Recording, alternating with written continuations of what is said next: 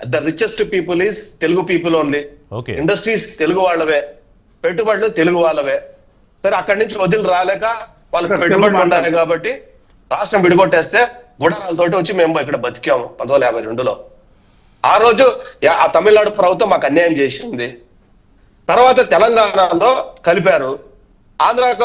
ఉమ్మడి ఆంధ్రప్రదేశ్కి వచ్చేసరికి మొత్తం అందరూ పోయి హైదరాబాద్ లో పెట్టుబడులు పెట్టారు. పెట్టుబడులు పెట్టగలిగేటోళ్ళు, ఆ జియోగ్రఫీకి అవకాశం ఉన్నోళ్ళు, రాజధాని కదా అని.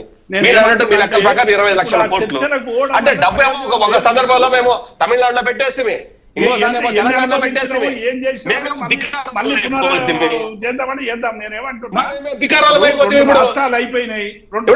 ఎట్లా వస్తుంది? ఆ తెలంగాణ విడిపోయినప్పుడు 16,000 కోట్ల లోటు బడ్జెట్ బయటకు వస్తుంది కదా కట్టుబట్టలతో. తమిళనాడుతో వచ్చేటప్పుడు కట్టుబట్టలతో వచ్చినాము. ఈ రోజేమో మేము 16,000 కోట్ల లోటు బడ్జెట్ బయటకు వచ్చినాము. అన్యాయం అయిపోయింది ఎవరు? ఆంధ్ర రాష్ట్ర ప్రజల లేకపోతే తమిళనాడు తెలంగాణ మా డబ్బంతా కూడా అక్కడ పెడితే ఇక్కడ పెడితే బికారాలు మాత్రం మేము ఉండిపోతుంది. ఏమిది అన్యాయం ఇది?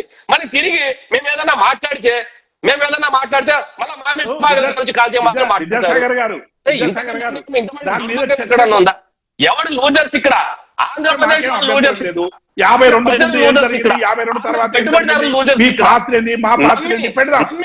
52 అప్పుడు 1952లో నమ్మి అక్కడ తెలంగాణ పెట్టుబడులు పెడితే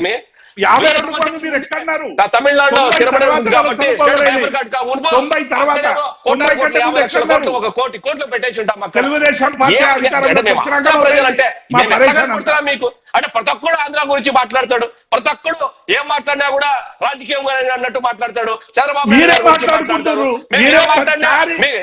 పోటీ వచ్చేట్టు మాట్లాడతారు. అరే అన్యాయం అయిపోయాయా? మా డబ్బులంతా మీ తెలంగాణలో పెట్టారు. తమిళనాడులో పెట్టారు. మేము ఎక్కడికి వెళ్ళాలి? మేము ఎక్కడికి వెళ్ళాలి? ఎవరుతాడు కదా? మీకు ఈ రోజు వచ్చి అడిగితే బడ్జెట్ గురించి మాట్లాడతారు.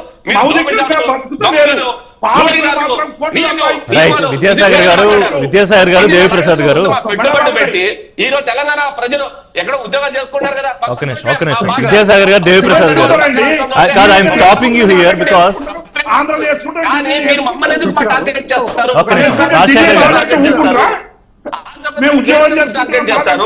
ఆంధ్రప్రదేశ్ ముఖ్యమంత్రి ఎందుకు టార్గెట్, చంద్రబాబు ఎందుకు టార్గెట్ చేస్తారు? ఒక నిమిషం కాదు దీన్ని ఒకటి విద్యాసాగర్ గారు 2 మార్గాలు ఉంటాయి. ఒకటి దీన్ని పెంచుకోవడం, ఓకే ఫ్యాక్ట్స్ మాట్లాడుకుని ఏమిటి దీన్ని పెంచుకోవాలా ఇంకా వేడి. నేను తప్పంట్లా ఒక నిమిషం. ఇప్పుడు ఒక నిమిషం రాజశేఖర్ గారు మాట్లాడాలి కదా. ఇప్పుడు ఇంకొక చర్చ జరుగుతోంది. దేవిప్రసాద్ గారు మీరు కూడా వినండి. ఇంకొక చర్చ జరుగుతోంది. బీఆర్ఎస్ శాఖ ఆంధ్రప్రదేశ్లో స్టార్ట్ చేశారు, దానికి అధ్యక్షుడిని కూడా పెట్టారు. సరే తర్వాత పోటీ చేశారా లేదా ఏం జరిగింది? ఒకవేళ ఇవాళ బీఆర్ఎస్ శాఖ యాక్టివ్గా ఉండుంటే ఇవాళ నీటి కోసం ఆంధ్రప్రదేశ్ ప్రాంతంలో ఎలా మాట్లాడుతున్నారో లేకపోతే తెలంగాణ ప్రాంతంలో ఎలా మాట్లాడుతున్నారో అలా పెట్టుబడుల కోసం కూడా ఆంధ్రప్రదేశ్ రిప్రజెంట్ చేస్తాము అంటున్న బీఆర్ఎస్ శాఖ ఒక నిమిషం ఆంధ్రప్రదేశ్ 1700 కోట్లు వచ్చింది అని వెల్కమ్ చేసేదా వ్యతిరేకించేదా? సింపుల్. ఇప్పుడు రాజశేఖర్ గారు బీజేపీ కాంగ్రెస్ పార్టీలు రెండు జాతీయ పార్టీలు వివిధ రాష్ట్రాల మధ్య ఉన్నటువంటి విషయాలు ఎట్లా పరిష్కరించుకుంటాయో బీఆర్ఎస్ కూడా అదే అంటున్నా.